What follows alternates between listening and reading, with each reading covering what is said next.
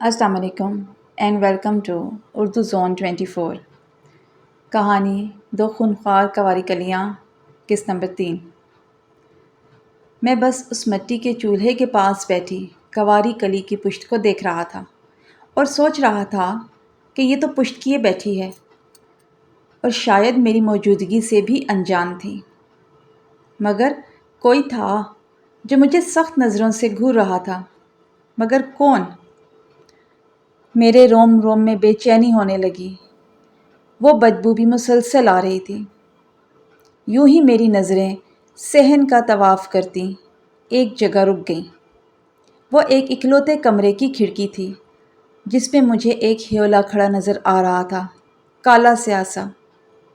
उसको देखकर न जाने क्यों मेरी आंखें चुंधिया सी गई थीं और अचानक माथे पर पसीना आ गया। बहुत पुरस्कार सा ह्योला था। मेरे ख्याल में वो पूरा घर और दोनों कवारी कलियाँ ही पुरस्कार थीं। अचानक मेरे दिमाग में अम्मा की बात आई।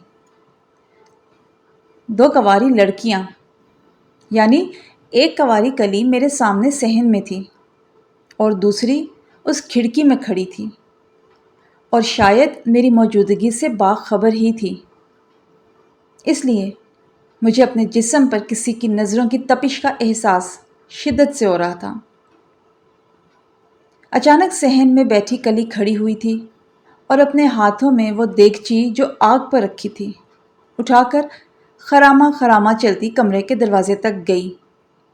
मैं जो उसकी चाल के सबक सिरी में ये तक भूलकर कि वो आग पर तपती देगची कैसे उठाए हुए थी खो गया था कि अचानक उसकी गर्दन घूमी थी और उसने मुझे जिन शररबार नज़र से देखा मैं बयान नहीं कर सकता। और खौफनाक बात थी कि अब भी उसके आधे चेहरे पर बाल गिरे हुए थे। वो शायद मेरे चेहरे पर हवाइयाँ उड़ते देखकर मुस्कुराई थी और दरवाज़ा धकेलकर अंदर चली गई।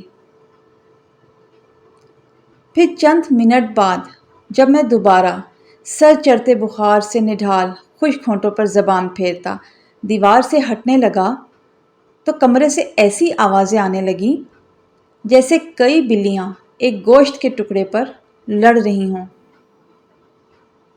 और फिर अचानक दरवाज़ा खुला था और वो जो अभी अंदर गई थी एक बड़ी सी हड्डी चाटते हुए कमरे से बरामद हुई थी और और मेरी तो जैसे जान निकल गई, क्योंकि वो कोई जानवर की हड्डी नहीं थी, वो इंसान के पिंडली की हड्डी थी, यानी वो आदमखोर थी। मेरे जिस्म में काटो तो बदन में लहू नहीं वाला हिसाब था, और लहू निकलता भी कैसे, क्योंकि वो तो खौफ से जम गया था। वो दोनों हाथों से उसको थामे ज़बान से चिचोड़ रही थी और मुझे मतली के साथ साथ चक्कर भी आ रहे थे। उस हड्डी पर लगा थूक न जाने कब का खून उसके चेहरे पर गिरे बालों को भी गंदा कर रहे थे, मगर उसे जैसे परवाह ही नहीं थी। अचानक वो हड्डी भंबोड़ते हुए उसने नज़र उठाकर मुझे देखा था और मेरी तो रूह फना हो गई।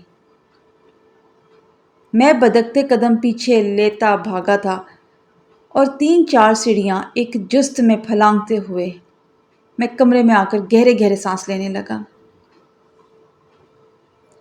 मैं बेदम होकर चारपाई पर गिर गया था। उफ, वो मंजर! तो क्या हमारे घर के साथ आदमखोर रहते थे और हम सब अब तक अनजान थे, या कोई और मखलूक है ये? सोच सोच कर मेरे रोंगटे खड़े हो रहे थे और जानलेवा ख्याल ये कि उसने मुझे देख लिया था, वो कोई नुकसान न पहुंचा दे मुझे। सच्ची बात थी, हर इंसान की तरह मुझे भी खौफ आता था, मौत से, जिन्नात से और सब इन चीज़ों से जिनसे अमूमन लोग खौफ खाते हैं। उसी खौफ से झुरझुरी लेते लेते मुझे बुखार चढ़ गया था और न जाने कब मैं नीम बेहोशी की हालत में चला गया। बीच बीच में डर कर उठता भी रहा اور کچھ بڑبڑاتا بھی رہا۔ اماں میرا سر دبا رہی تھی اور ابا بھی کچھ بول رہے تھے، مگر میں بول نہیں پا رہا تھا، اور جو سن رہا تھا میرے اعصاب سمجھنے سے قاصر تھے۔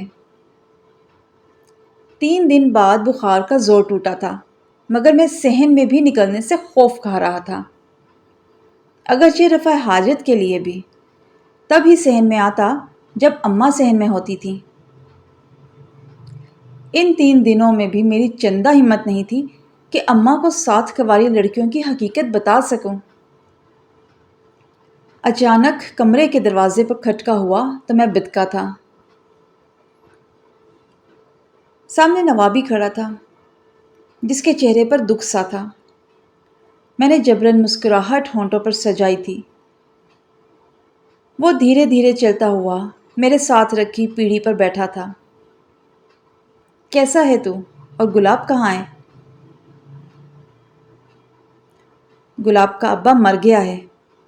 اس کی شام عصر کے وقت نماز جنازہ ہے۔ تجھے میں لینے آیا تھا، نوابی نے بتایا تھا۔ او، مجھے بھی ملال ہوا تھا۔ گلاب میرا جگری یار تھا، اس کو میرے کاندھے کی ضرورت تھی، میری تسلی کی۔ میرا جنازے میں شریک ہونا لازمی تھا۔